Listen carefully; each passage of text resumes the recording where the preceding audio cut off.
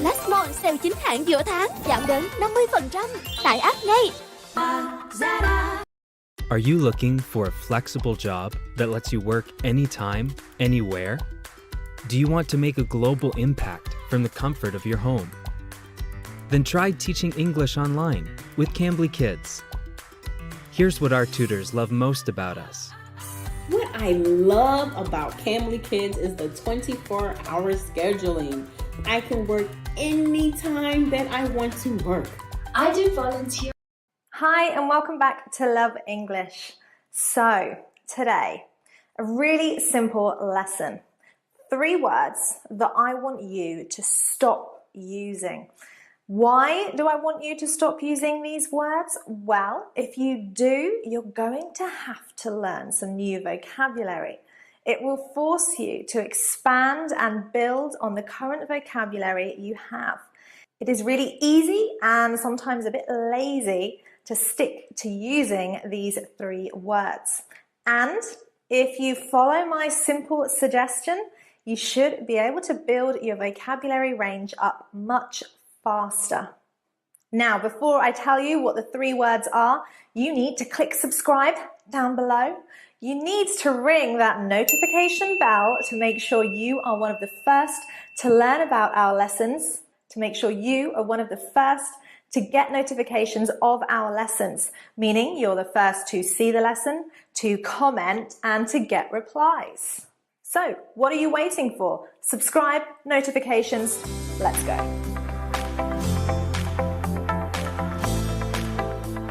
Right, so the 3 words I want you to stop using, or at least avoid using as much. So, really, and very. Now, these are incredibly useful words to have in the English language. They put emphasis on words. They add something to the sentence, making it stronger. However, you guys get a little bit lazy, and it is not uncommon for me to read in some of the academic essays that my students produce. Very good, very bad, very tired. Okay, very boring, guys. Come on, you can think of better words than that.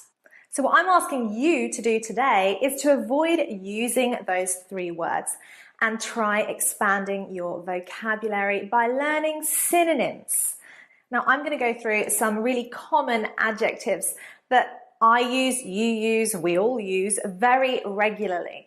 Now, I'm going to go through some of the top adjectives that we use regularly when we speak, when we write, when we text, but I'm going to give you some alternatives, some more advanced words that you could use instead of very good, very bad, very interesting, very boring.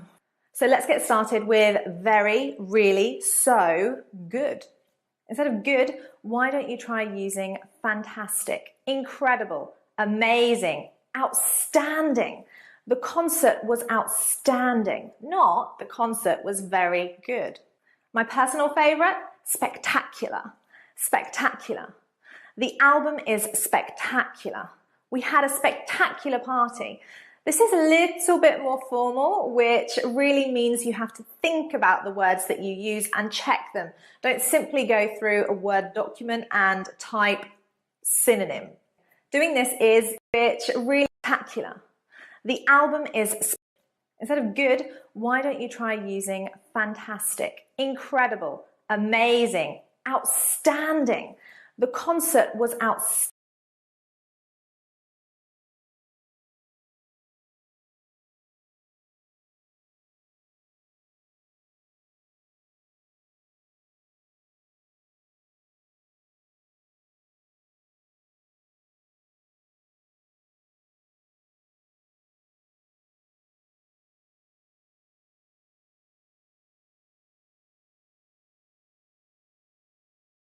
Outstanding, not the concert was very good.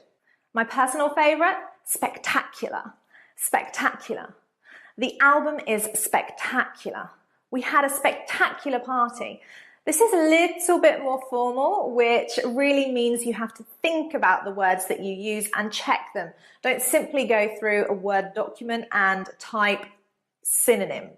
Doing this is a bit difficult because very often the synonyms that we have will have slightly different meanings or be used in different situations. For example, formal, informal. So I will be explaining some of these subtle differences with the adjectives I'm giving you now. Now, likewise, bad. So bad, very bad, really bad, bad. It's a three-letter word that you learn at elementary level, and really you can do better than that. My personal favorite, awful, awful. The music sounds awful. The dinner was awful. You've got terrible. It was terrible. Now, a little bit stronger, so that's what I mean by these subtleties of difference, is horrendous. Horrendous is really, really, really bad. Her outfit was horrendous. I mean, this is really strong, so avoid using it unless something is really bad, and be careful not to insult anyone with this word.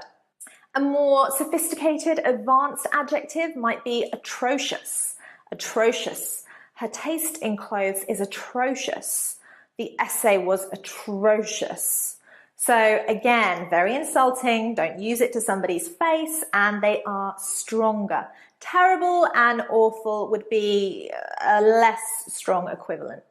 You've then got adjectives like tired and sleepy, and we've got loads of alternatives.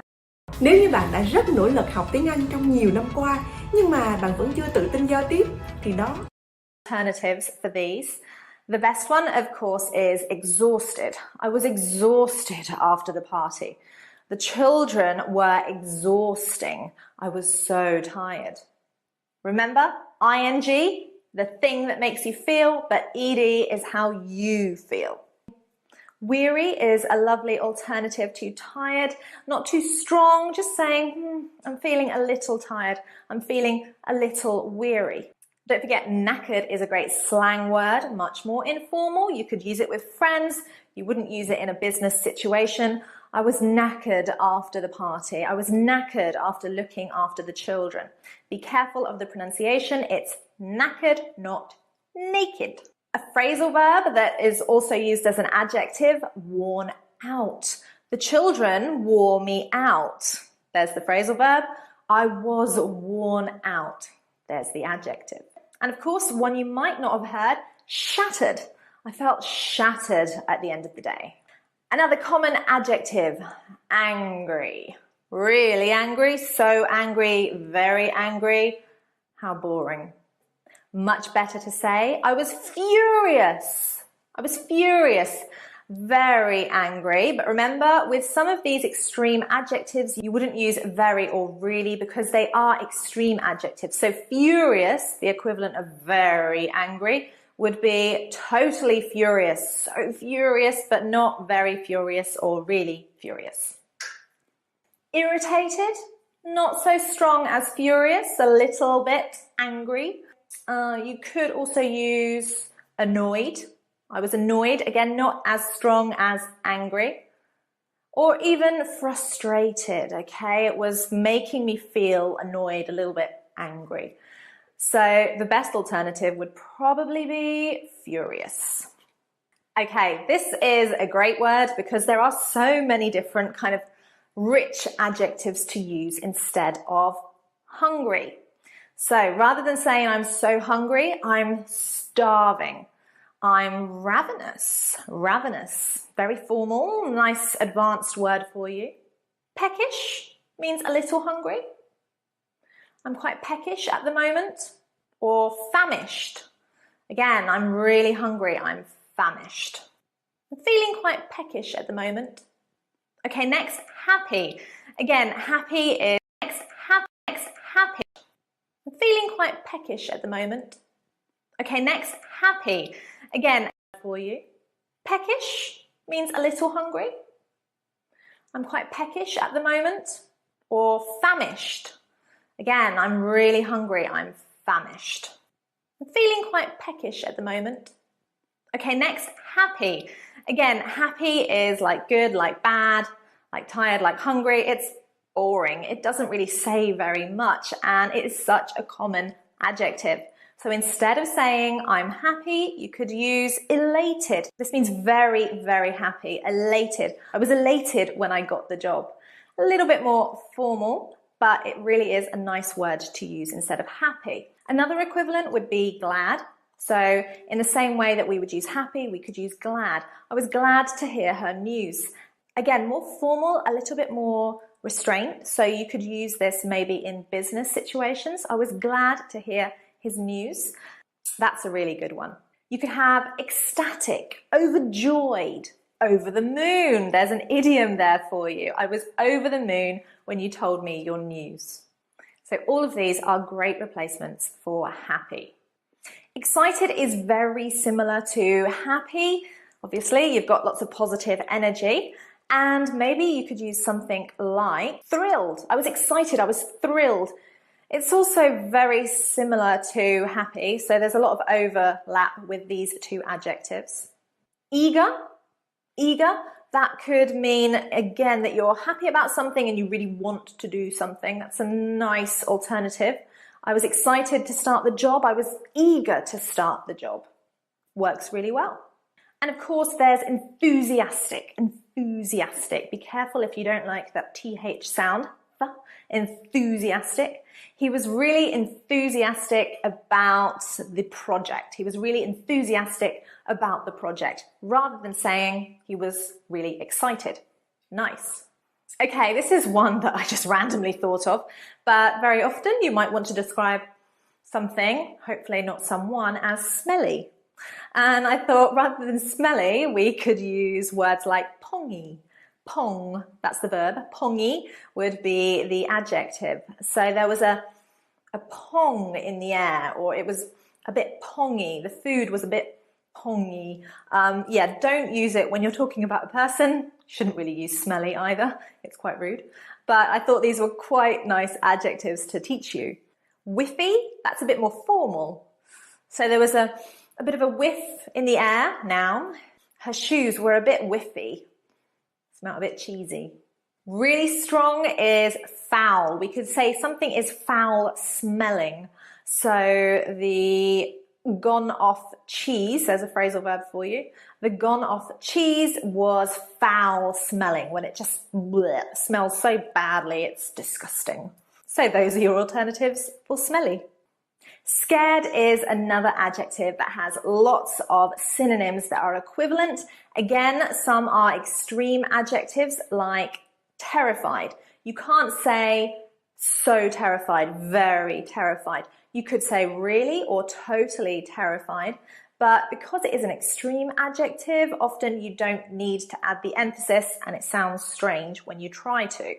So scared, terrified, petrified, or horrified.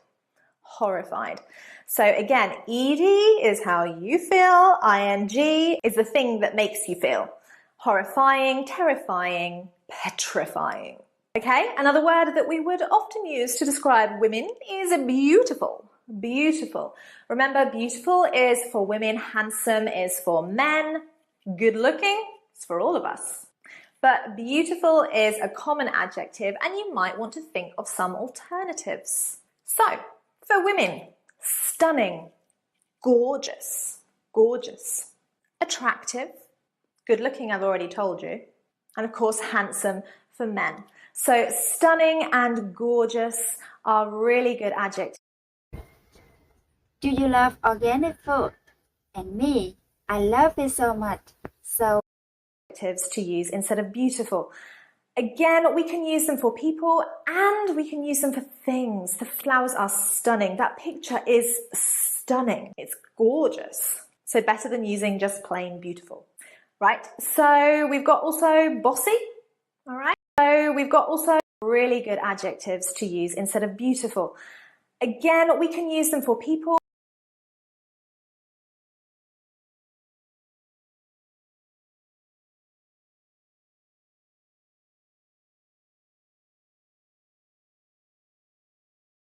And we can use them for things. The flowers are stunning. That picture is stunning. It's gorgeous. So better than using just plain beautiful.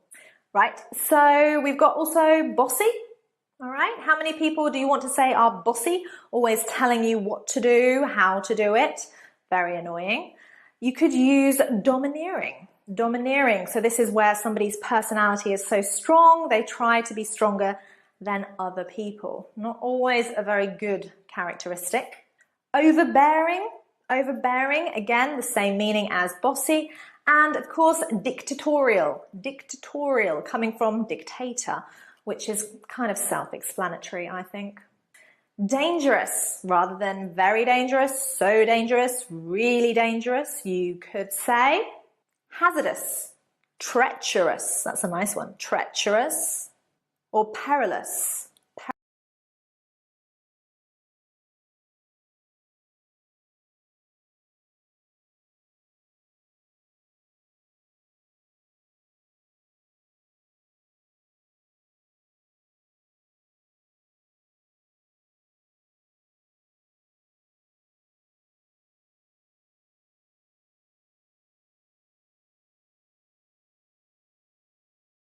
Perilous.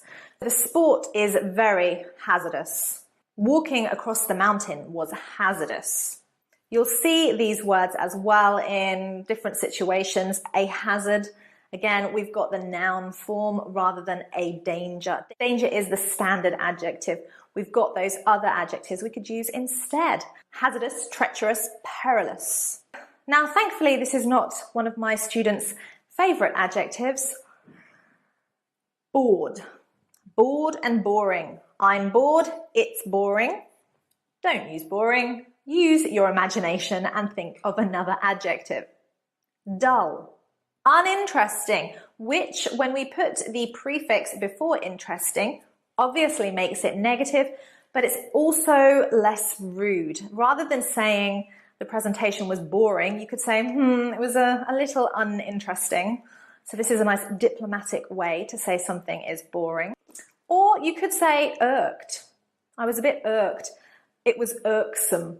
Again, more formal actually, so you wouldn't necessarily use this in everyday English, maybe in business English or academic English, but again, bored is such a boring word. Try one of those alternatives. Similarly, and of course, lastly, we've got interesting. So the film was interesting. Again, not the most imaginative adjective to use. Why not try an extreme adjective? Fascinating. Fascinating. I was fascinated. It was fascinating. Intrigued. Intriguing. The film was intriguing. Curious. Curious. Usually used to describe cats because they're always interested in everything. He's got a very curious mind. Not a very interested mind, but a very curious mind. Engrossed. I was engrossed in the film. Remember that these adjectives do have slightly different. So when you are engrossed in something, you are so absorbed in it. You just are really interested that you can't focus on anything else. Engrossed. Or another alternative, a final alternative, captivated, captivating. The film was captivating. It was so interesting, but it also has a slightly more romantic, artistic feel to this word. So captivating. I hope this lesson was captivating, and I hope it's going to encourage you to realize how rich the English language is, that there are so many alternatives to those boring, dull adjectives that we use every day. They are super easy to use, but you have to practice. So comment in the box below and just write some sentences. Was this lesson dull or was it captivating? Are you feeling peckish or are you starving? Remember the subtle differences in some of these adjectives and the different situations you can use them in. So, thank you very much for watching. I hope you have already subscribed, clicked that little bell,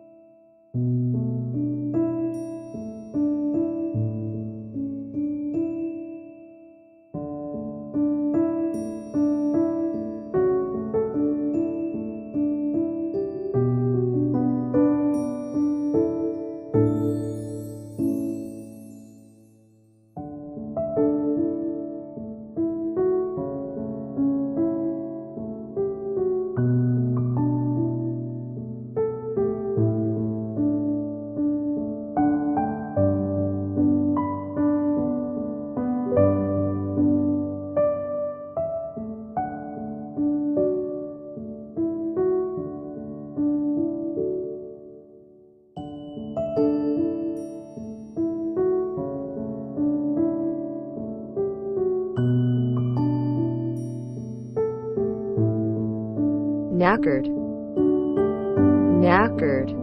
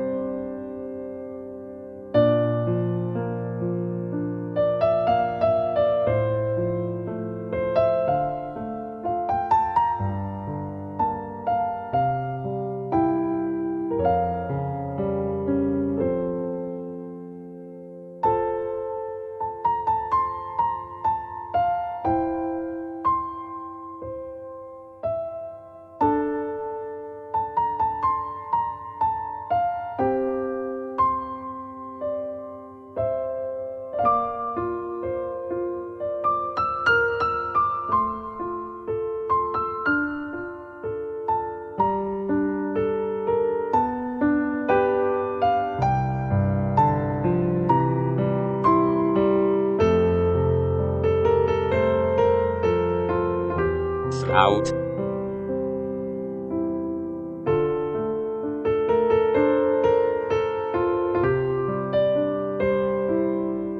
Twerk.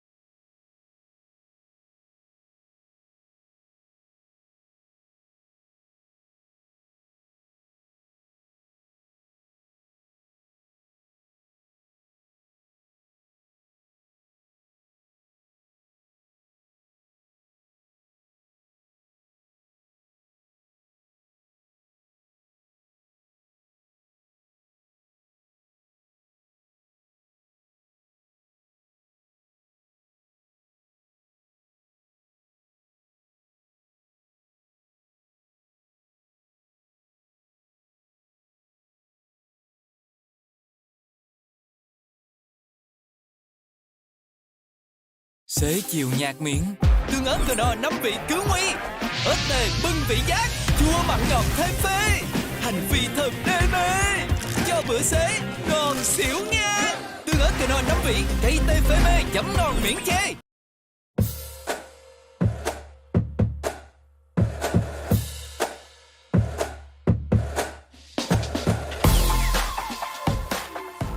Rồi ok, xin chào. Mình không có hy vọng là cái clip này có thể ngắn gọn được trong 1 phút. Tại vì hôm nay mình sẽ cover rất là nhiều thể loại chữ cinematic trong Premiere. Trong cái video này á, mình sẽ dùng cái phông chữ xuyên suốt là phông Montserrat. Mình còn biết được nhiều cái phông. Thì mọi người sửa cái giá trị là double A. Bây giờ mình sẽ animate cái chữ title đầu tiên.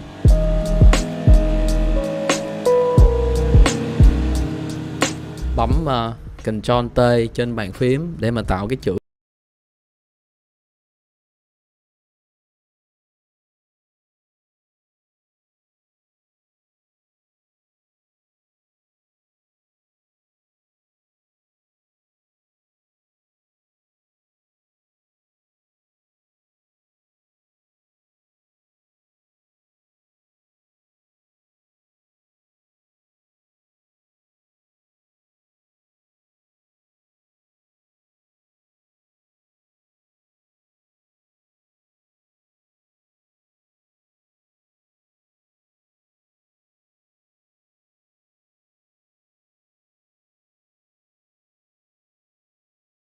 Chữ đầu tiên thì nó hiện ra một cái new text layer xuất hiện trên program nè, đồng thời nó hiện ra một cái layer chữ đây.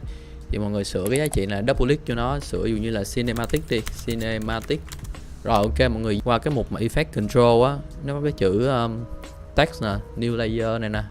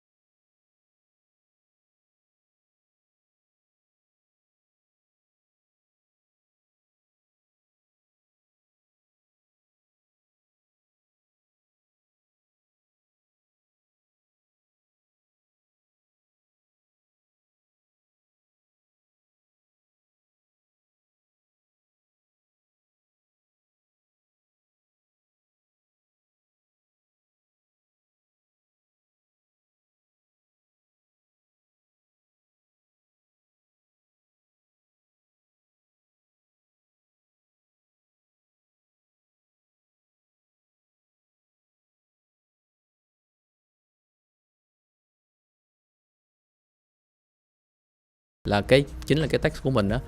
Bấm này hạ xuống, sau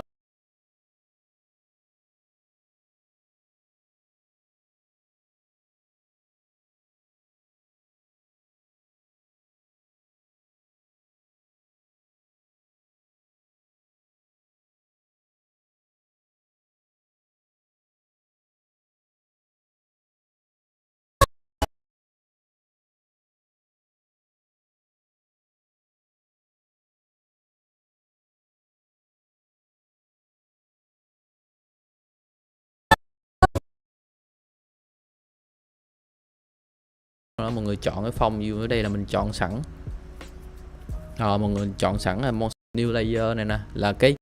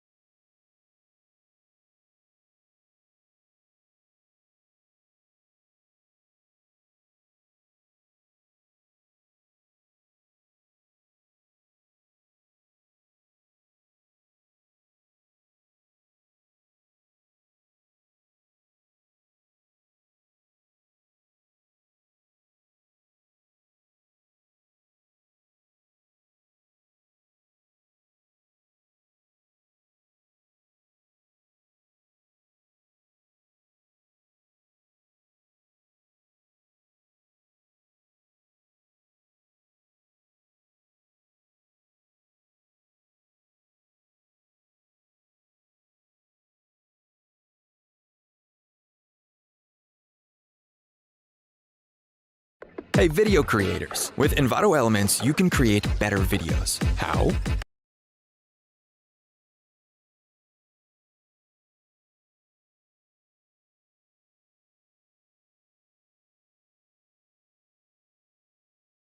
Chào mừng các bạn quay trở lại với kênh Học Làm Phim và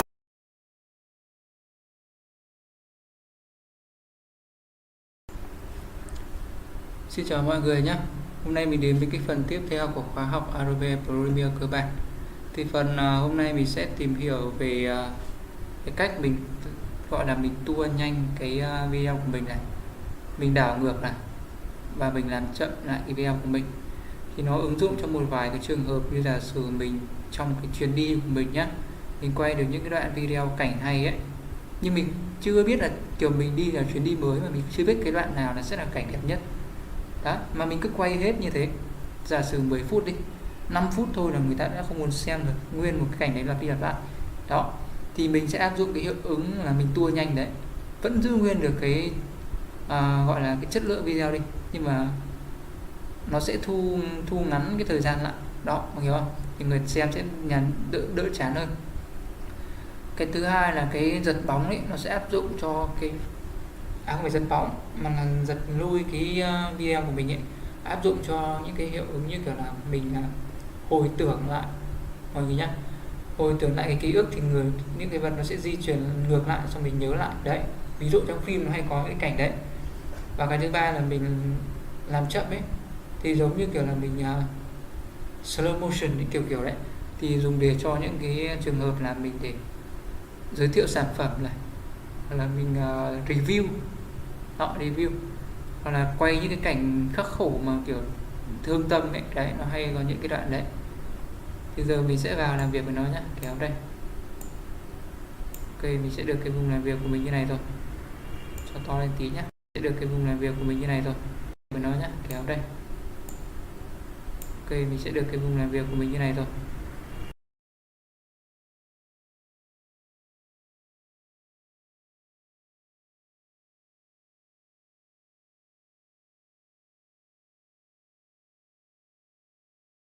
Cho to lên tí nhá, thu nhỏ lại tí. Ok, thì bây giờ như này, bây giờ mình sẽ chia ra những cái đoạn mình lấy ngắn ngắn thôi, mình lấy một vài đoạn thôi, chia ra 3 đoạn đi, rồi còn lại mình bỏ qua hết. Đây 3 đoạn đầu thì mình dùng 3 cái đoạn này nhá, để mình ứng với từng video, với từng cái loại hiệu ứng mình dùng này. Giả sử đây mọi người nhá, mình sẽ kéo hai này mình bỏ qua đây cho mọi người xem lại, nó tạm vào đây nhá.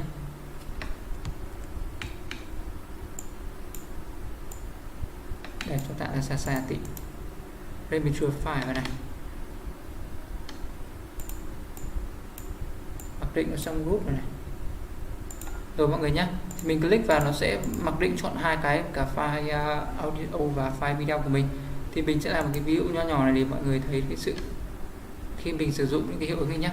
Unlink đi, đấy nó sẽ chỉ chọn một trong hai cái thôi. Bây giờ giả sử mình áp dụng cái video nhá mọi người nhé, mình cho nó, mình phóng to lên trước đi cho nhìn nó dễ đấy.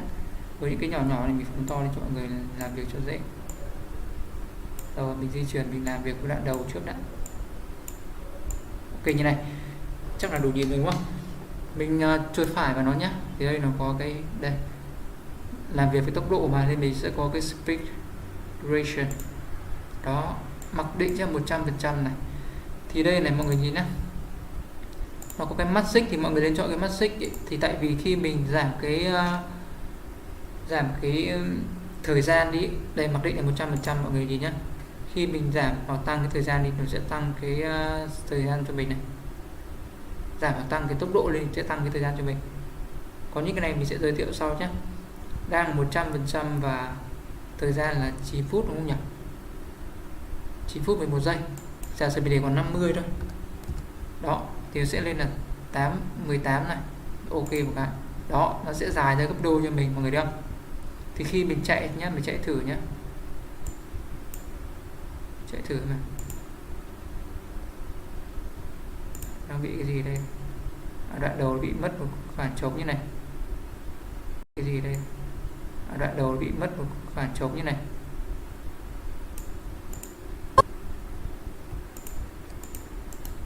Ripple, ok, mình thử chạy này. Đó, hello, xin chào mọi người nhé. Thì đây, cho to lên một tí nhé. Đây, vì thời gian rất dài này. Đây mình đến cái phần tiếp theo của khóa học mà AI cơ bản. Này lại nhìn không rõ mọi người ạ, mình phải cho nó to này cơ. Đó, mọi người thấy này. Thì phần chạy đi chạy lại liên tục này. Tổng hợp lại tất cả những phần. Thì cái video nó dài hơn đấy, lên đến cái đoạn này này. Sau khi mình đã nói hết rồi nhá. Đây nó chỉ còn mỗi cái video, nó không còn tiếng nữa. Đấy. Thì đấy mọi người thấy không? Thì mình làm cái ví dụ nhỏ nhỏ này để mọi người nhìn thấy ra là khi mình tăng giảm nó nhá. Và bây giờ mình giảm này. Xong cái speed 150 200 được, 200 nhé. Đó, nó ngắn lại này, mọi người thấy không? Tương tự mình có thể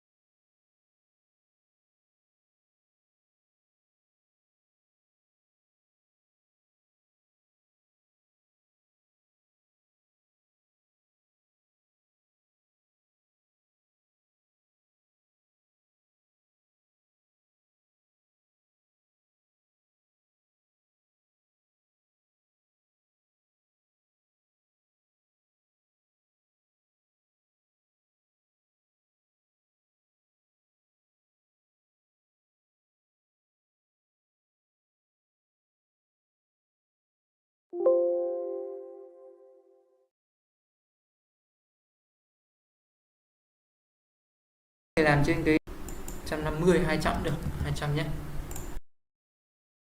Đó, nó tăng giảm nó nhé. Và bây giờ mình giảm này. Xong cái speed 150 200 được, 200 nhé.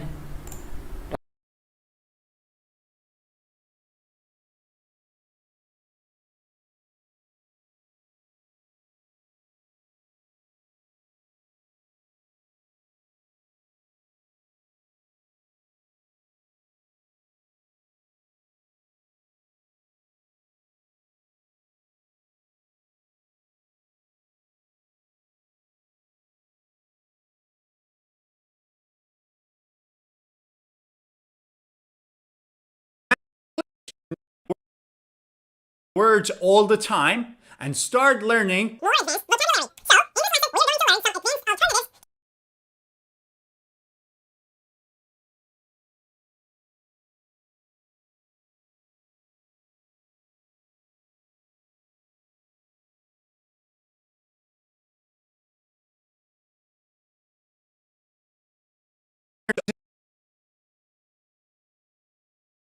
Using simple words all the time and start learning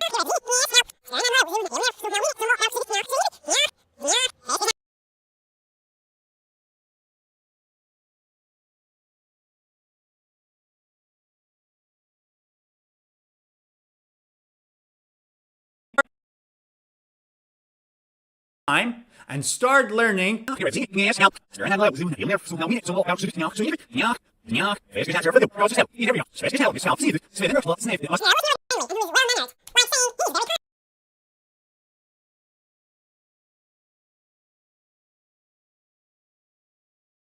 adjective and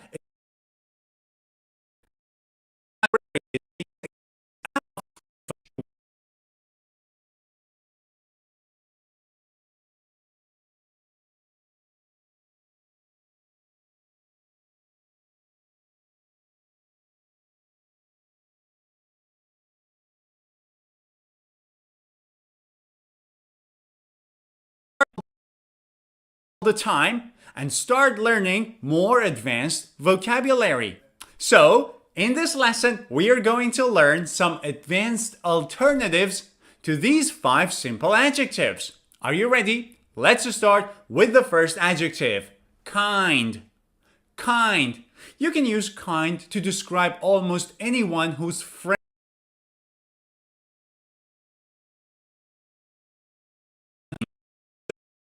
all the time and start learning more advanced vocabulary. So, in this lesson, we are going to learn some advanced alternatives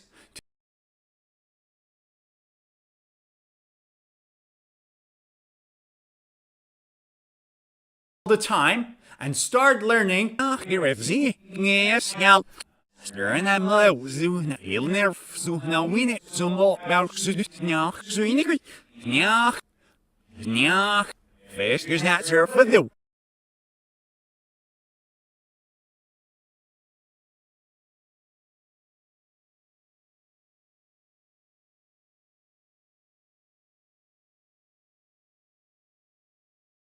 Đó, nó ngắn lại này, mọi người thấy không?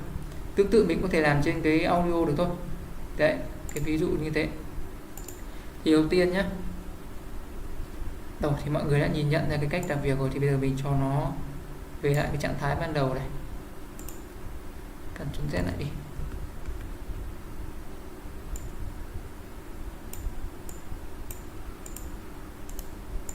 Ok. Đây, về mặc định hết rồi mọi người nhé. Rồi mình kéo đây thì đó, nó sẽ dài lên. Là mọi người làm giọng nó chậm đi để làm ồm ồm ấy. Đấy, đây là hiệu ứng này, ứng dụng rất rõ ràng luôn. Còn cái này tua ngược nữa, mọi người nhìn nhé. Ở đâu nhỉ? Đây, mình sẽ sang bên này luôn. Khi mình nghe như nói đó, mọi người đâu thì nó không còn là cái giọng nói theo cái chiều xuôi nữa, nó ngược mất rồi.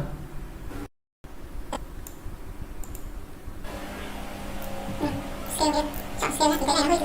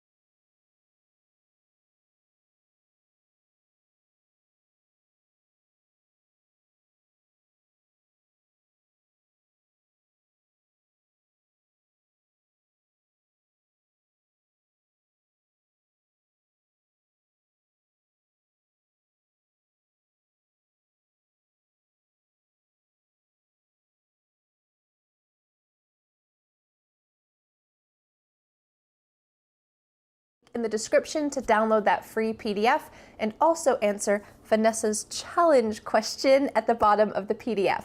Let's get started with the first 10 action verbs in the living room. I chill on the couch at the end of the day. I chill on the couch at the end of the day. I look for the remote. I look for the remote. I give up and read a book. I give up and read a book. I doze while I read. I doze while I read. I bonk my head on the couch. I bonk my head on the couch. I greet my husband. Hi. I greet my husband. Hi. We chat about the day. We chat about the day. So what did you do today? Well, today I convince my husband to rub my back. I convince my husband to rub my back. Okay. I thank him for helping me. I thank him for helping me. Thanks. You're welcome. What's that sound? I think it's the washer. Could you fix it? Okay. Well, he's going to fix the annoying squeaking sound. He's going to fix the annoying squeaking sound. Thanks, hon. So let's get started with 10 common verbs in the kitchen. I turn on the hot water. I turn on the hot water. I pour the hot water into my mug. I pour the hot water into my mug. Then I add some cream to my tea. I add some cream to my tea. Then I squeeze in some honey, just a dot. I squeeze in some honey. And the last step is I stir my tea. I stir my tea. I want to make sure that the cream and the honey are all mixed in. I stir my tea. Next, I toast my bread to make toast. Actually, I don't have any bread in the house. I only have pitas, but you know what? It'll work. Notice how we can use to toast as a verb and a noun. I'm going to toast my bread and it will make toast.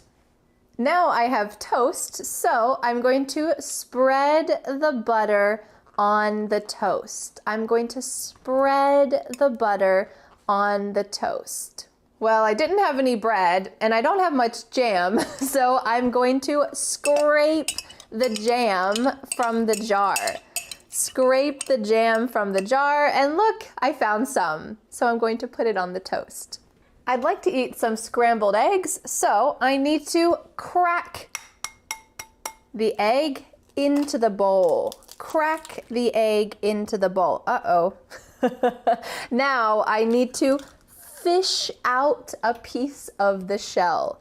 Fish out a piece of the shell. Oh, okay, now we're fine. And now I scramble the eggs. I scramble the eggs.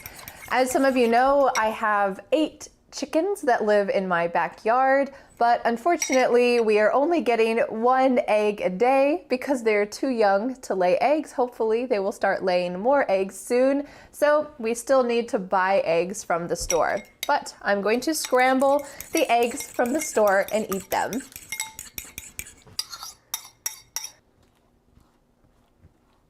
Now my eggs are finished, and the final touch is I grate some cheese onto the eggs. I grate some cheese.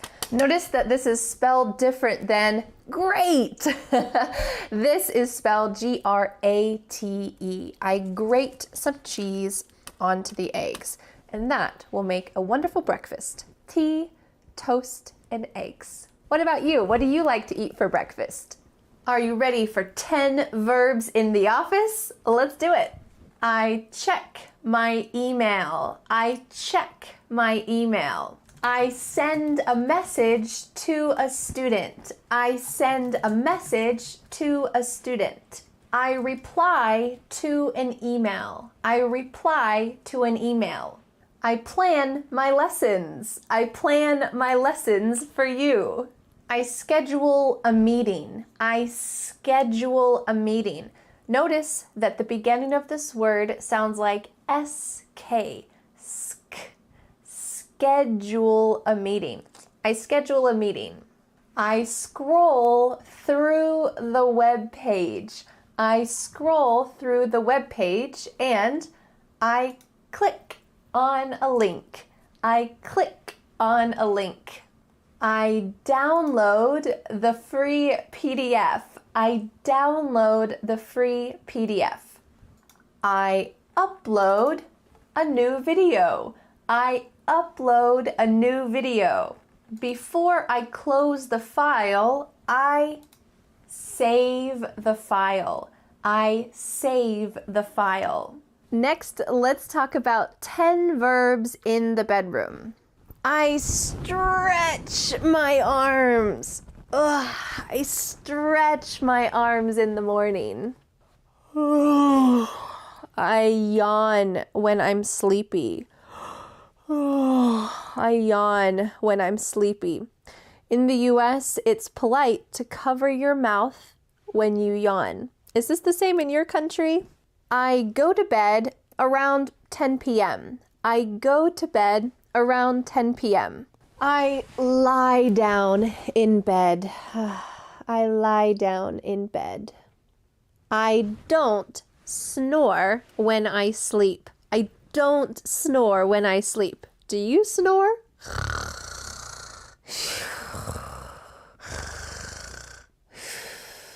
I toss and turn when I can't sleep well. I toss and turn. Notice that this expression uses two of pretty much the same words, to toss and to turn. They both have the same meaning, but we use them together in this verb. I toss and turn when I can't sleep.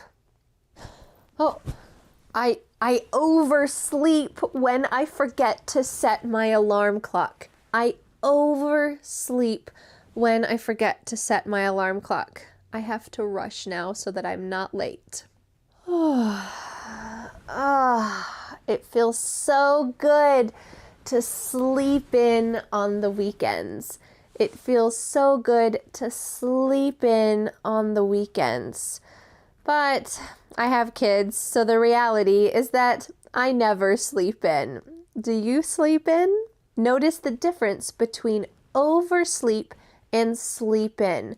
Oversleep is always negative. Maybe you're going to be late for work, you probably forgot to set an alarm clock, something bad is going to happen because you slept for too long. But when you sleep in, it could be positive or negative. I slept in and then I was late for work. But it could be positive too. I love to sleep in on the weekends. Not a negative thing, it just means that you can relax and you don't have anywhere to be. I hope you get a chance to sleep in sometime. I lean against the pillows to read. I lean against the pillows to read. To read a good book. If you would like any of my book recommendations, children's books, books for beginners, books for nonfiction readers, there's a link in the description of this video to my Amazon shop where I have different pages where you can see my top book recommendations, including this book for kids, Brown Bear, Brown Bear. What do you see? I fling off the covers because I'm late for work. I fling off the covers because I'm late for work. I gotta go. Now let's talk about 10 verbs in the car. First of all, I open the car door. I open the car door. Come on inside. Now that I'm in the car, I buckle my seatbelt. I buckle my seatbelt. And because I'm the driver, I need to adjust my seat and the mirror. I need to adjust the seat and the mirror. And now I start the car, or we can say I start the engine. I start the car, I start the engine before I start to drive. I back out of the driveway. I back out of the driveway. To go faster, I accelerate. That means that I push the acceleration. That is the pedal that helps me to accelerate. I accelerate. And when I get to a stoplight or a stop sign, I need to push the brake. Or we can use the verb to brake. I brake the car. This doesn't mean that I brake the car. Notice the difference in spelling. I brake or I break the car. I am not the Hulk. I cannot break the car, but I can brake the car. When I want to turn, you must use your turn signal, but we use a great verb for this, which is to signal. We can use it as a verb or a noun. I signal with my turn signal so that other drivers know where I'm going, and it's much safer that way. I signal with my turn signal. And if someone is an awful driver, I honk the horn. I honk the horn. When I see my friend, I roll down the window to say hi. Hi! I roll down the window. Now, a while ago, cars used to have something where you really rolled down the window, a handle that you turned. Now that there's just a button, we still use the same verb, to roll down the window. So there you have it, 50 verbs that you can add to your daily life vocabulary and be able to express yourself completely. Don't forget to download the free PDF worksheet for today's lesson so that you can review everything that you've learned. Never forget it. You can download it, print it, put it under your pillow when you sleep, use it as much as you want. I hope that the free PDF will be useful for you. You can click on the link in the description to download that free PDF. And now I have a question for you. Were any of these action verbs in this lesson new for you? If there was something that was new for you, try to use it in the comments. This is a great way to be able to remember what you've learned. I can't wait to see what you have to say, and thank you so much for learning English with me. I'll see you again next Friday for a new lesson here on my YouTube channel. Bye! The next step is to download the free PDF worksheet for this lesson. With this free PDF, you will master today's lesson and never forget what you have learned. You can be a confident English speaker. Don't forget to subscribe to my YouTube channel for a free English lesson every Friday. Bye!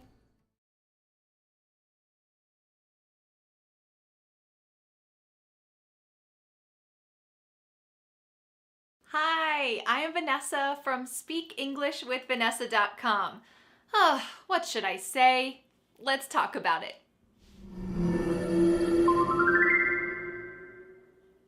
Sometimes I'm surprised because my English students don't use expressions that I hear a lot around me in daily life. Even some advanced English learners miss some of these expressions that we use commonly, but today I want to help you learn some common English expressions for daily life. Especially since the pandemic began, our interactions have been a lot different. There have been more online meetings, Zoom calls, these type of interactions where there might be some communication problems due to bad internet or Wi-Fi or some kind of misunderstanding. So I hope that today's expressions will help you to have smoother interactions in these situations. These 20 phrases fit into 4 categories: asking someone for information, making sure that you understand something, politely interrupting a conversation, and finally, politely agreeing or disagreeing with someone. Let's start with our first category. When you're asking for information, yeah, you can say, "What's that? What's this?" But this is really basic, and there are a lot of more common expressions that we use. Do you happen to know what time the meeting is? Beautiful. Do you happen to know? This is a little bit indirect, but it is beautiful. Do you have any idea if Katie is coming to dinner tomorrow? Do you have any idea? This is simply asking, do you know if Katie is coming? But we can use this word idea. Do you have any idea if Katie's coming to dinner tomorrow? I'd like to know if Katie is coming to dinner. I'd like to know if. This doesn't seem like a question, right? There's not a question mark, but you're asking for more information without it being a direct question. I'd like to know if Katie's coming tomorrow for dinner. Maybe I'll have to send her a message. I'd like to know if. You might hear someone say, I'm wondering if those reports about the marketing plan are finished. I'm wondering if those reports are finished. If your boss says this, it means that he or she is trying to be indirect and asking, are they finished yet? But instead of directly asking that, they kind of indirectly say, I'm wondering if they are finished. It doesn't seem like a question, but it is, and they're asking for more information to know, are the reports done? So if your boss says to you, hey, I'm wondering if those reports will be done by 3 o'clock, you can say, yes, they will be done by 3 o'clock. Or maybe, nope, they won't. All right, let's go to our next category. The second category is checking for understanding, checking to see if someone else understands you or if you understand them correctly. So when someone asks you these questions, you want to make sure that you respond accurately. Whether you are giving directions or telling a complex story, you want to make sure that other people can understand because you don't want to get to the end of the conversation and the other person or you says, huh? It's quite disheartening. So I want to make sure that you can use these expressions to check along the way to make sure that you are being understood. Do you know what I mean?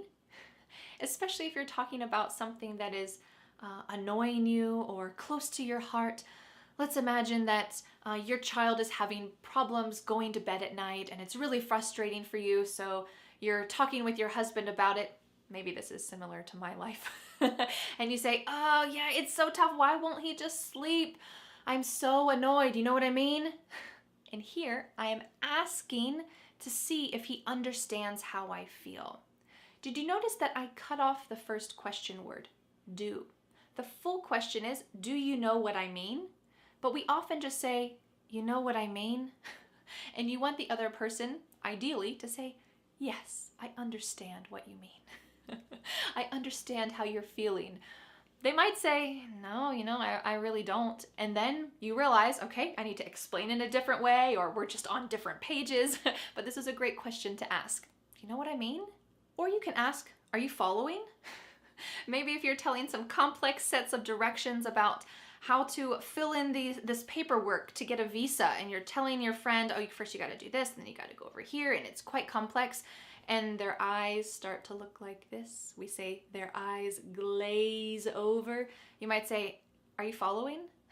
Means, are you following these directions? And they might say, sorry, I lost you a long time ago. Or maybe their eyes are not glazing over. Instead, they're saying, yes, okay, all right. But you know that your directions are pretty complicated, so maybe they should write things down, but they're not. You might ask them, got it? That means, do you understand? Are you following my directions? Are you getting it? This is another meaning of the word get, which means to understand. I get you. This means I understand you. I understand how you are feeling. And in answer to this, if someone says, got it, you might say, got it. So you can just respond with the same phrase. If someone's telling you something complicated and at the end they say, did you understand? Or they say, got it? You can say, yep, got it. Let's go back to my previous example about my son having difficulties falling asleep. Well, when I'm talking to my husband about it, I might say, well, we need to make some changes in his nighttime routine to help him sleep better, or maybe changes in our daily routine to help him wind down and feel more tired at the end of the day. I could ask him, are we on the same page? We're not reading something, but this just means, do we have the same ideas? Do you agree with me that we need to change something so that he can sleep? Do you understand what I'm saying? Are we on the same page? This is very important for relationships. You absolutely need to be on the same page as your partner for a lot of stuff, but you can even use this at work if you're talking about a project that you're working on. You want to make sure that everyone in the team is on the same page, understands the same thing. So you might say, all right, everyone, are we on the same page? Everyone understands what we're doing now? Are we on the same page? All right, let's do it. Our next category are polite interruptions. This could be in real daily life conversations where you need to interrupt someone, or it could be on a Zoom call when someone's internet cuts out and you need to tell them something, but you want to tell them it politely, or maybe they say something and they got some information wrong about your marketing meeting, so you need to interrupt them before they continue. You want to do that politely. What can you say? Here's some ideas. You might say, "Excuse me, may I have a word?" Excuse me, great way to introduce this. May I have a word? This is not just one word. This means, can I say something? Can I interrupt you and say something? So you might say, "Excuse me, may I have a word?" You can use this when you knock on your boss's door and you want to tell him something. Knock, knock, knock. "Excuse me, may I have a word?" Great, that means you got to tell him something, usually something brief and short.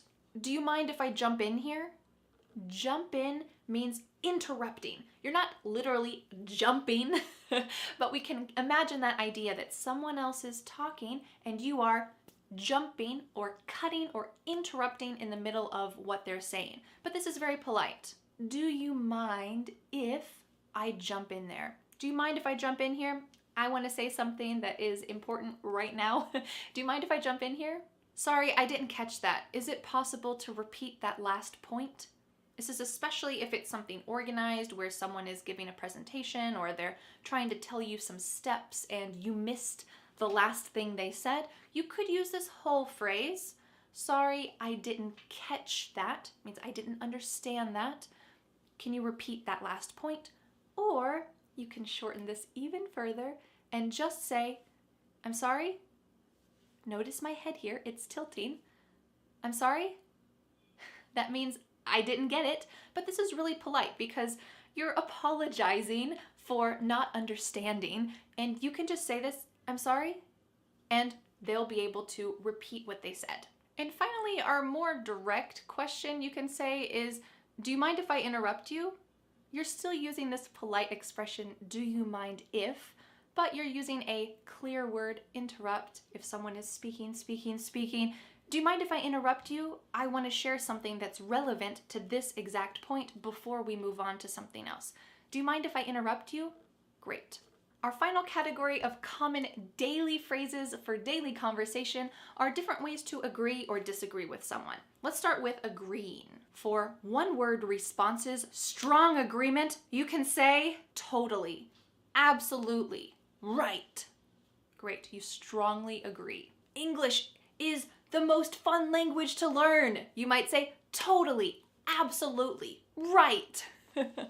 For partly agreeing with someone, you can use these slightly longer phrases. "I see your point, but..." This means, yeah, okay, I understand where you're coming from. I understand your point of view, but I disagree. So if someone says, "Skiing is the best sport in the world," you might say, "Well, I see your point, but, I really would rather play basketball. It's warm outside, you can be on a team." Okay, you're agreeing with them, that's polite, but you're also showing your point of view. Or if someone again says, "Skiing is the best sport in the world," you might say, "I'm not so sure about that." Here you're just kind of partly agreeing, not 100%. Say, "Well, I'm not so sure."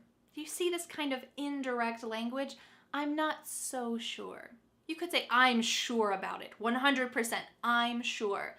But here they say, "I'm not so sure about that. I would really rather play basketball. I'm not so sure about it." Very polite way of partially agreeing. Our final three phrases are for disagreeing. Let's imagine that you really do like basketball more than skiing. You could say, "That's not always true."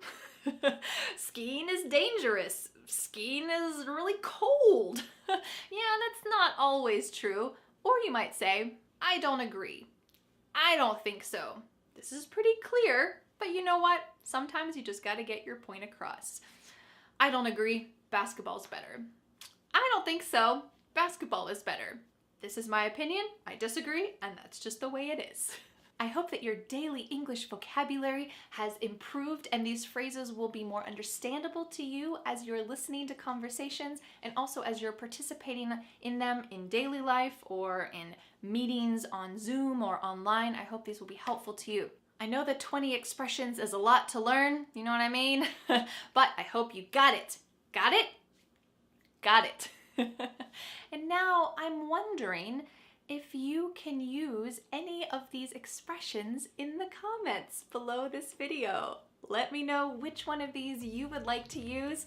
And thank you so much for learning English with me. I'll see you again next Friday for a new lesson here on my YouTube channel. Bye! The next step is to download my free ebook, 5 Steps to Becoming a Confident English Speaker. You'll learn what you need to do to speak confidently and fluently. Don't forget to subscribe to my YouTube channel for more free lessons. Thanks so much. Bye.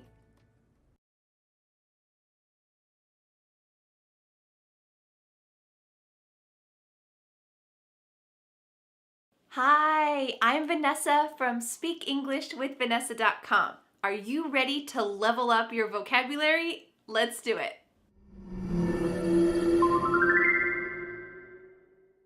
Having a good vocabulary level is essential for being able to express yourself completely and have your true personality show when you're speaking English.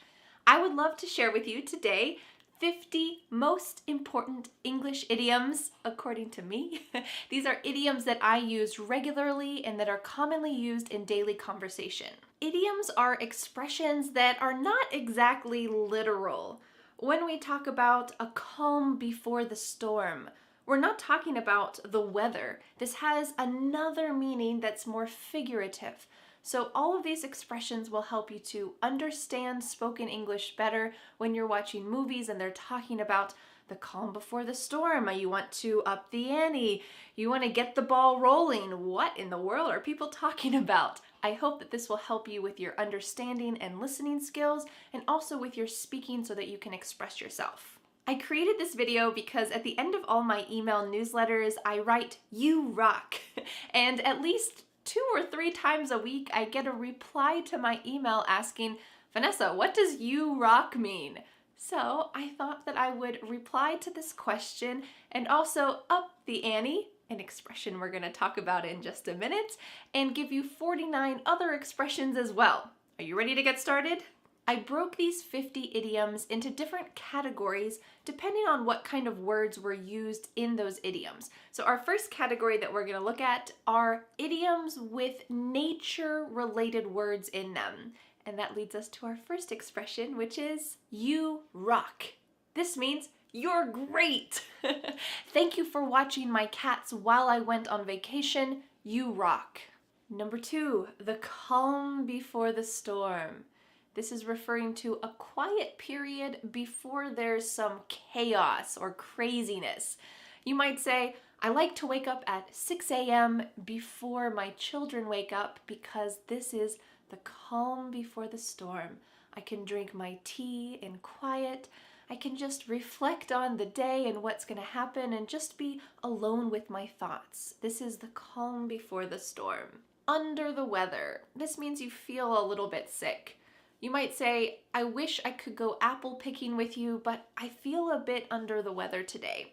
We often add the expression a bit just to make this a little softer. I feel a bit under the weather. You're not extremely sick, but you just don't feel so great. I feel a bit under the weather. When it rains, it pours. This means that when bad things happen, they happen all at the same time. If you've watched my weather video, you can check out that weather video up here, you know that to pour means to rain a lot. So here we're talking about not just a couple bad things happening, but a lot of bad things happening at one time. So for example, you might say, between COVID and protests and riots and then the presidential election, 2020 is a crazy year. When it rains, it pours. It seems like everything happened in this year. Hopefully 2021 will be a peaceful time. We don't know yet. But when it rains, it pours. Rain or shine. This means that you're doing something in any weather. This idiom is a little bit more literal because we're actually talking about rain or snow or bad weather, or shine, which means sunshine, good weather. So you might say, my family likes to go hiking every Friday, rain or shine. That means if it's wonderful weather, we'll go hiking, but also if it's awful weather, we try to go for at least a little hike. We will do it rain or shine. Every cloud has a silver lining.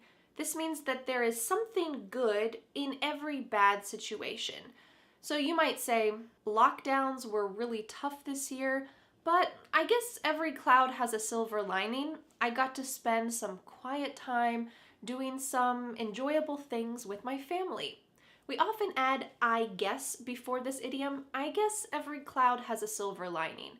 And that means that, it's not 100% good. Of course, lockdowns were not 100% good. There was a lot of awful things that happened because of lockdowns. But we could say, well, there's a silver lining. There's a little bit of good that we can try to find in this difficult situation. The cloud is the difficult situation. There's a silver lining. Well, I got to have some quiet family time together. To go with the flow. And this means that you're able to adapt to whatever happens. You might say, when you have kids, you need to be able to go with the flow every day. You can have a schedule, a plan, an outline, but do you know what? When you have kids, things change. Things happen that you don't expect. So you need to be able to be flexible and adapt to every situation. This is an expression that I try to think about every day because sometimes I have certain things that I want to get done every day, certain goals or tasks, but I have 2 kids. There's other things going on in life that might change my plans. So I need to be able to go with the flow, to adapt depending on whatever's happening. Let's just go with the flow. Down to earth. This is someone who is practical, relatable. You feel that they are really human. We often use this for people who are celebrities or famous, people who seem larger than life. So you might say, when the movie star came to give a speech at my school, even though she is a celebrity, she seemed really down to earth. This means I felt like she was just like me. I could relate to her. She is down to earth. This is generally seen as a really positive character quality or personality trait when people can relate to you, even if they think that you are larger than life.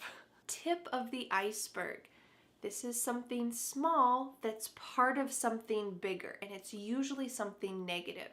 So you might say, when a parent yells at their child at the park, this is probably just the tip of the iceberg. Their parenting is probably much more aggressive at home when other people can't see them. What you see in public is just the tip of the iceberg. We often use the word just in front of this expression, just the tip of the iceberg. You can only see the top when you see that parent yelling at their child in public. Well, under the water, there's probably a lot more negativity that's happening at home when you can't see. It's just the tip of the iceberg. Nip it in the bud. Nip it in the bud means that you are stopping some bad behavior right when it starts.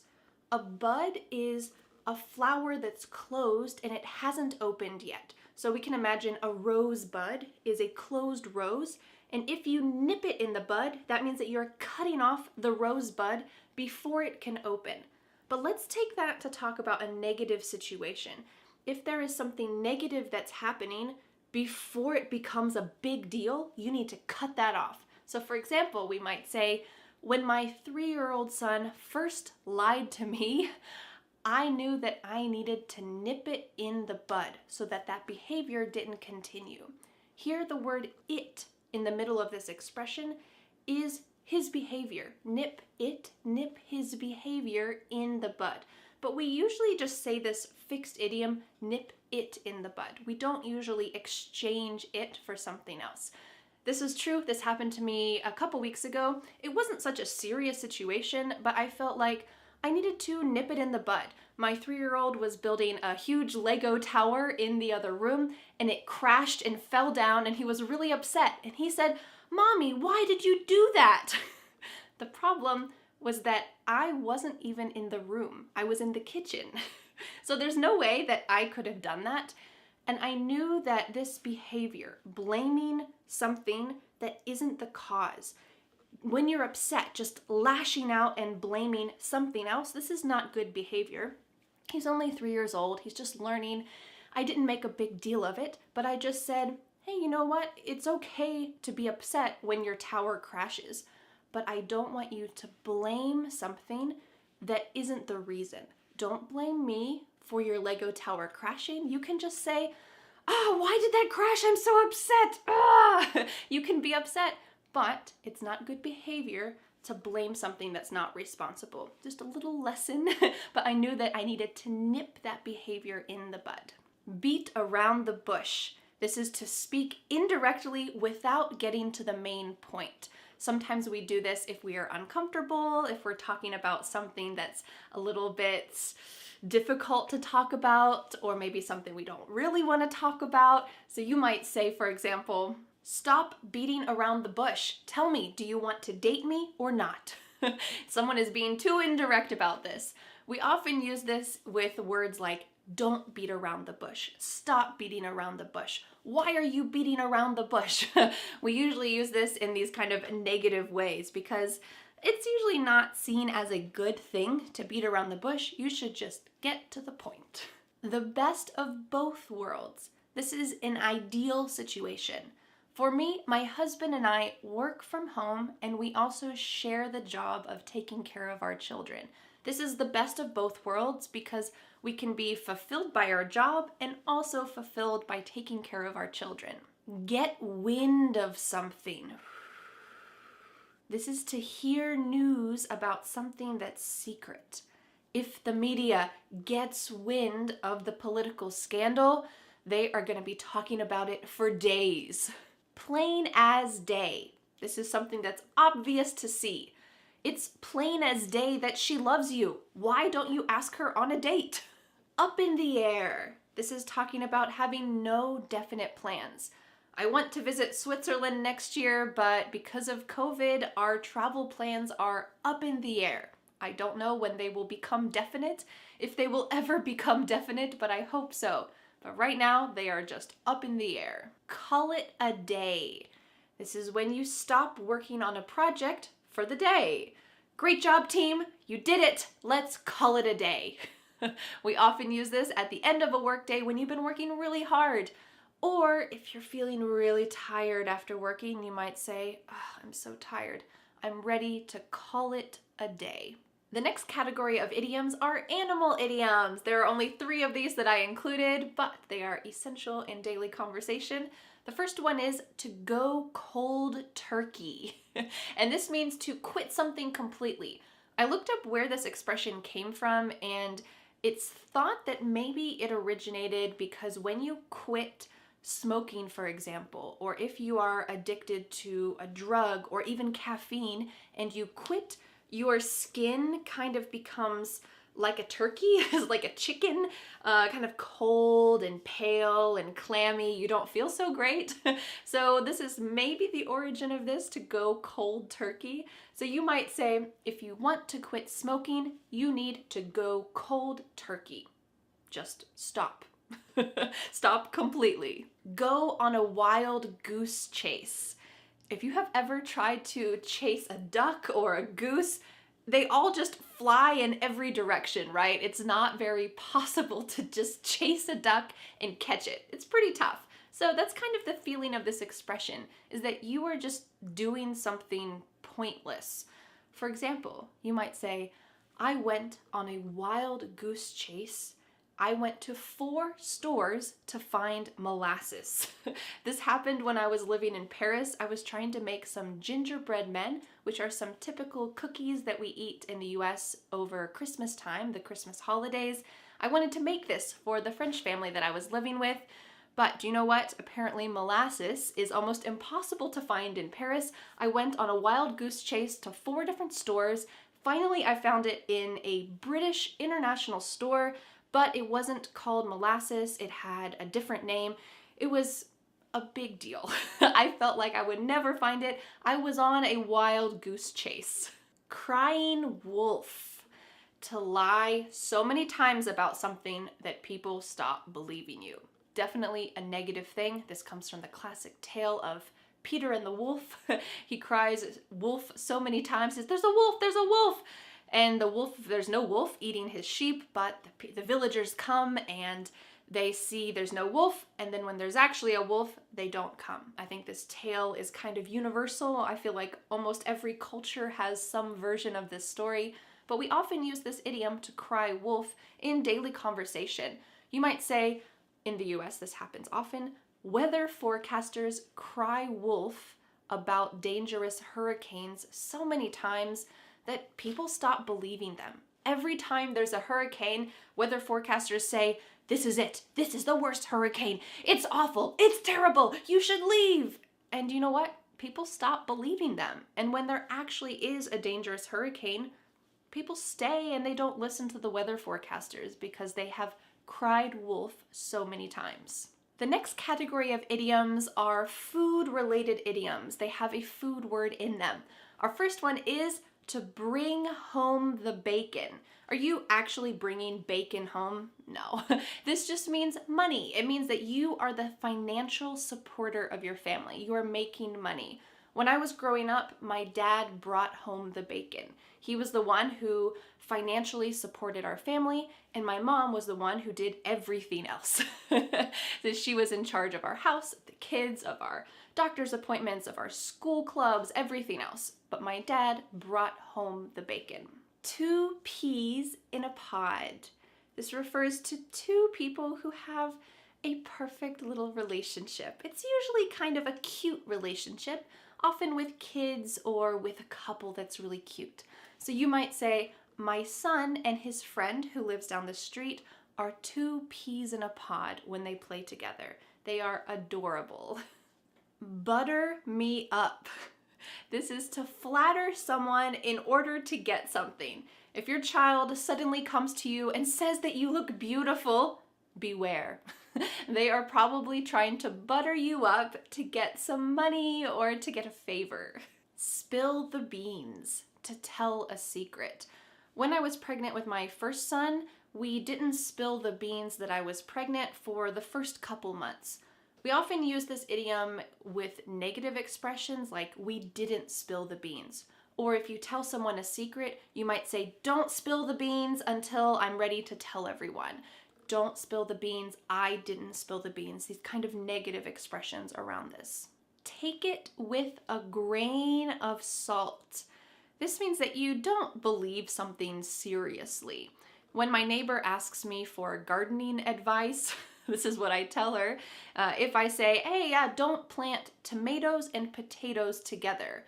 But, take it with a grain of salt. I'm just an amateur gardener. I read that in some article. I don't really know if it's true, but the article said tomatoes and potatoes are not good together. Okay, if I tell someone this, they should probably still do their own research. Take it with a grain of salt. Spice things up. This means that you're doing something differently in order for it to be more interesting and exciting. You might say, when you work for a news journal, don't spice things up, just write the facts. But you can also use this for daily life as well. You might say, I try to spice things up by going for a walk down a different road. I go for a walk every day, but if I took the same walk every day, 365 days a year, it might get a little boring, so I try to spice things up and go for a walk down a different road. The next category of idioms have body-related words in them, and our first one is to lose your touch. This means that you're losing something that you had a skill or a talent for. If you don't speak English for months, you will lose your touch. So try to practice every day. Rule of thumb. Thumb, a rule of thumb. This is a general rule or guideline. The key word here is general. It's just a general rule. For example, you might say, texting your friend before you go to his house is a good rule of thumb. Don't just show up at his door without announcing yourself. You can just send a quick text message first, and it's a good rule of thumb. We often add the word good in front of this. It is a good rule of thumb. By the skin of my teeth.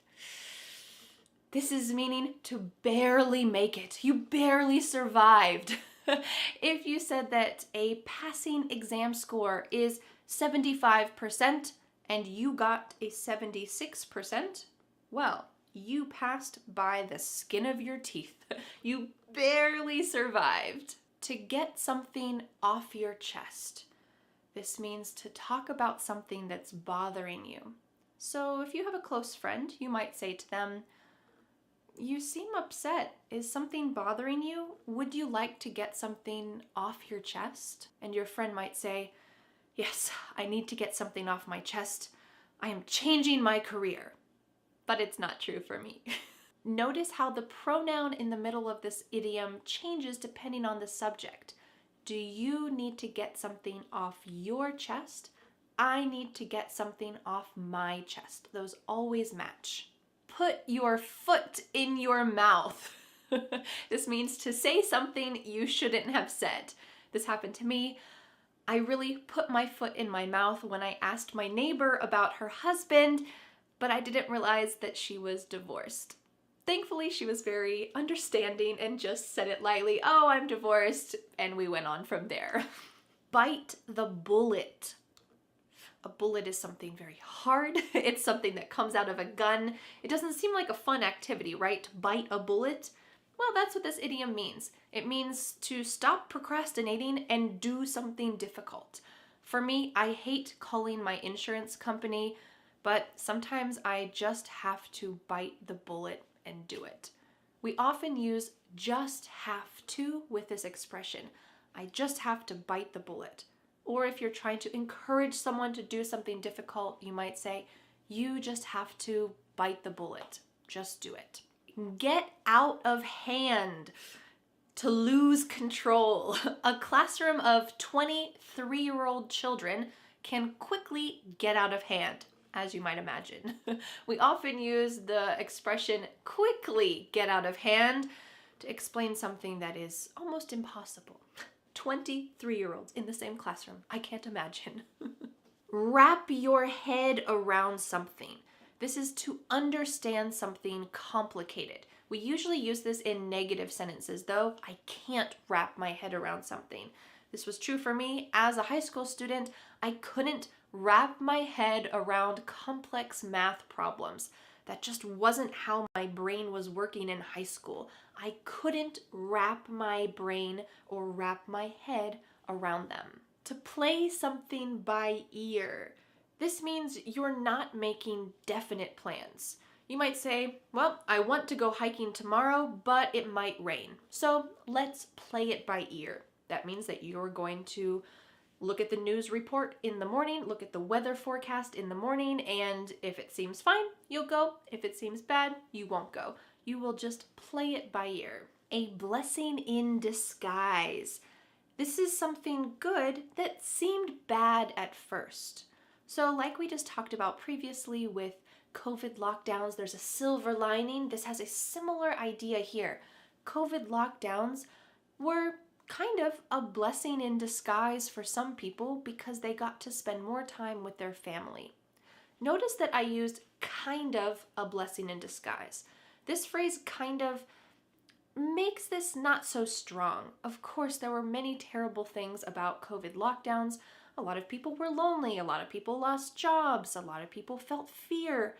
But if we're talking about a blessing, a positive thing that was disguised as something negative, well, we might try to find the silver lining here that people got to spend more time with their family. Our next category of idioms are related to money. And the first one is to break the bank.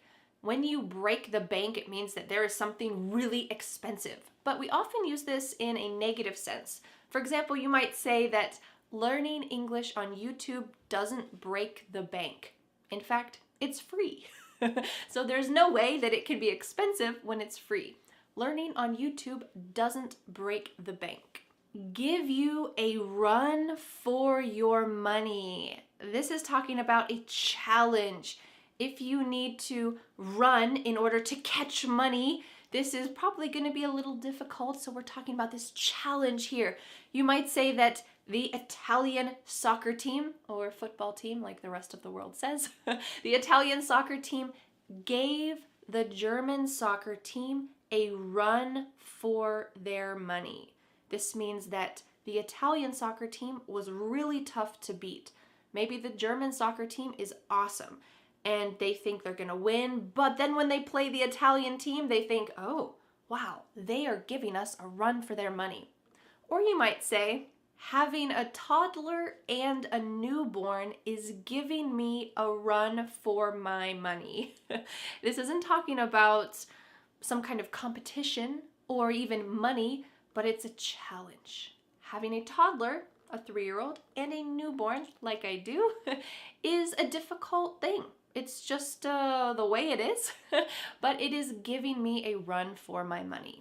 Up the ante. Or we could say this final word, ante. Sometimes we cut off the T to up the ante or to up the ante. This has to do with when you're playing cards in a gambling situation. You put some money on the table, maybe $5, and then the next person puts $10 on the table. They upped the ante. They raised the situation to be better or more difficult. And that's what this figurative idiom is talking about as well, to request or to do more. So we might say, my sister brought a salad to the dinner party, but I decided to up the ante. I brought homemade bread and 2 bottles of wine. That means that I did more than she did. I kind of raised the bar, another wonderful idiom, for what is expected. I did something better. The next category of idioms include action words. I'm sorry, I tried to find a way to put these idioms into a category, but it was almost impossible because they don't have money words, animal words, human body words. They're kind of in a category of their own. So our next 2 categories, the first one is action words, and the last one is just extra idioms. So sorry that these don't exactly perfectly fall into a category, but they are still extremely useful, and I wanted to make sure that they were included in this lesson. So let's get started with the next idiom that talks about an action word at the beginning. Cut someone some slack. This means that you don't judge someone too harshly. For example, you might say, sorry, I forgot to call you. Please cut me some slack. I haven't slept in weeks. We usually use this as a request. Please cut me some slack. Please be gentle with me. If I make a mistake in this video related to one of these idioms, please cut me some slack. Please be gentle in your judgment. Don't be too harsh. Draw a line or draw the line. These are used interchangeably, and that means that you know the difference between something that's okay and not okay, something that's acceptable or not acceptable. We might say that there are a lot of ways to raise a child, but most people draw the line at violence. So we might say there's a lot of ways that you can be a good parent or a bad parent, but most people say, on the side here that's not acceptable is violence. Most people draw the line at violence. Don't be violent, just be gentle with your children. Play devil's advocate. Here you are arguing the opposite point just for the fun of it, just for the purpose of debate. If you're having a conversation about how best to learn a language, how best to learn English, you might say, yeah, I know, I agree with you that textbooks are not the best way to learn a language, but to play devil's advocate, aren't grammar books useful when you are just starting to learn a language? So here the person has said, yes, I agree with you. Textbooks are not the best way to learn a language, and then they're going to argue the opposite point, a point that they don't exactly agree with, but they want to have some kind of fun debate with you about the topic. So we use this expression to play devil's advocate when you're introducing an opposite opinion that you don't really agree with, but you just want to talk about. Rings a bell. This is something that sounds familiar, but you don't know exactly why. You might say, oh, Victor Hugo? That name rings a bell. What did he do? He was only one of the greatest authors of all time. That name rings a bell. Go the extra mile. This means that you are doing something above and beyond what is expected. This happened a couple weeks ago. My neighbors went the extra mile and picked up my trash when a raccoon made a mess. We had our trash in the trash bin, but overnight when we weren't home, a raccoon got into the trash bin and put trash in our yard.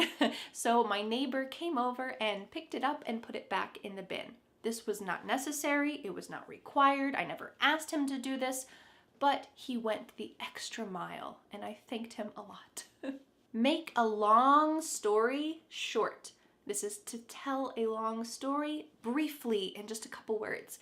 If you ask me how Dan and I met, my husband, how we met, I might say, well, we met on the first day of college, and to make a long story short, we became friends, we dated for 5 years, and then we got married. We often use this expression with to at the beginning to make a long story short, and then you can continue and tell your abbreviated summary of that long story. Jump on that bandwagon.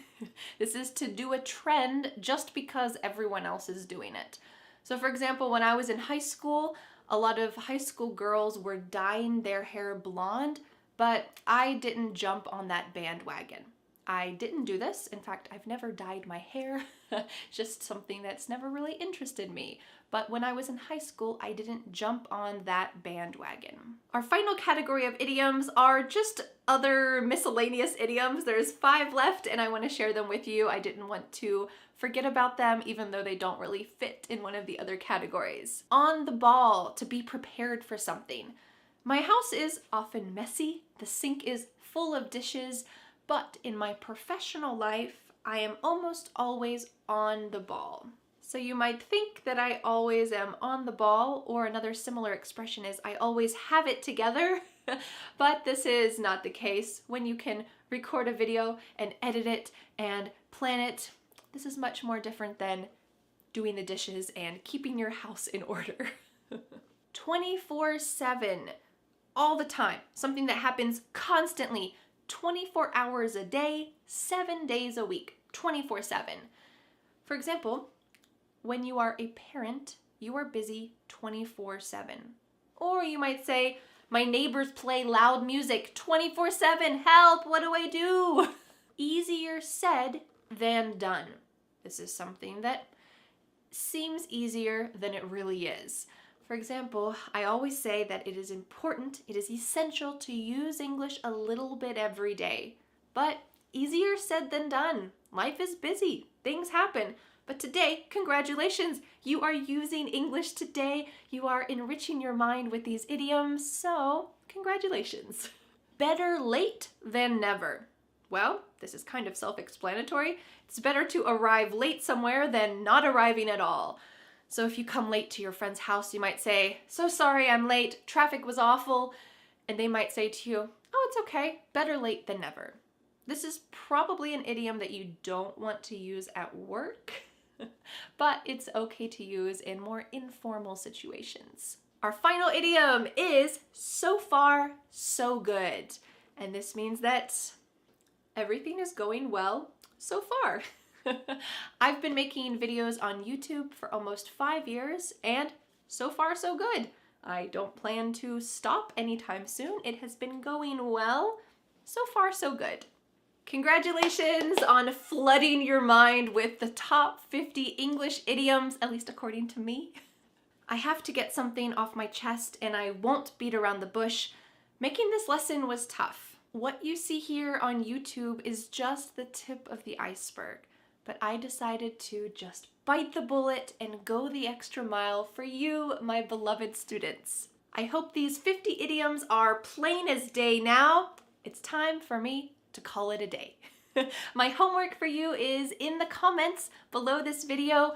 Use one of these idioms. Create a wonderful sentence using one of them and show us what you've learned. Make sure to spend some time reading other people's comments as well so that you can refresh your mind about these idioms.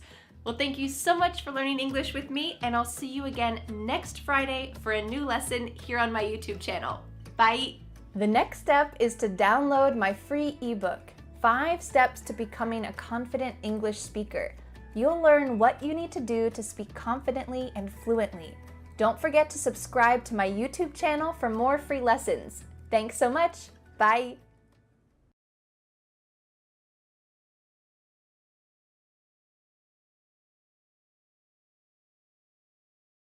Are you ready to amaze your friends as you speak English comfortably, confidently, and you can talk about the world around you? Let's talk about it. Hi, I'm Vanessa from SpeakEnglishWithVanessa.com, and today you are going to master talking about the world around you in your home, talking about simple items in your home that you might not know the word for in English, or what we commonly use in daily conversation. We'll be talking about the house, the kitchen, the bathroom, and also some common cleaning or household chore expressions that are commonly used. To help you with this big lesson, I've created a free PDF worksheet with all of these expressions. It took a lot of time to create this for you, so I hope that you enjoy it. I hope it's useful to you. You can download this free PDF worksheet with the link in the description so that you can review these words, don't forget them, and also use them in your conversations. Grow your confidence and have the right words to use. So without further ado, let's go on and you'll be able to take a little tour of my old apartment where I used to live. And then after that, we'll take a look at my kitchen where I live now. Then we'll go to the bathroom and we'll talk about some bathroom vocabulary. And finally, we'll talk about some household chores, some common actions for cleaning that we use in the house. Are you ready to get started? Take a deep breath. You're about to expand your mind. Congratulations, you're awesome. Let's do it. Welcome to my kitchen. I'm gonna just go around the room, and in fact, I'm gonna go around the kitchen, the living room, the office, the bathroom, and the bedroom, and we're gonna go step by step through the different things that I see. I'm gonna name them. If they need any explanation, I'll try to explain them, and I hope that it will be helpful to you as you expand your vocabulary. All right, let's start with the fridge. Here's the fridge, or you can say refrigerator if you want to be, extra intense, but we often just say fridge, pretty simple. On the top you have the freezer, and my freezer's on top. Sometimes freezers are on the bottom, or sometimes it's split down the middle and there's a freezer on one side and a refrigerator or fridge on the other side. Mine's just on the bottom. You can see I have a lot of magnets and pictures on my fridge. That's pretty typical. I have some magnets that some YouTube subscribers sent me, some pictures, some magnets that we've picked up as we've traveled. But this is pretty typical that you'll see some kind of personal mementos on the fridge. Here we have our dining room table. In the US, typically people will have a dining room, or maybe their kitchen will be a little bit bigger than mine because we live in an apartment. It's from the 1920s. So actually my apartment and my house is quite different than what you would typically see if you visited someone's house in the US, but a lot of the items are the same. So if there's any differences from typical houses in the US, I'll try to explain that to you as well. But here we have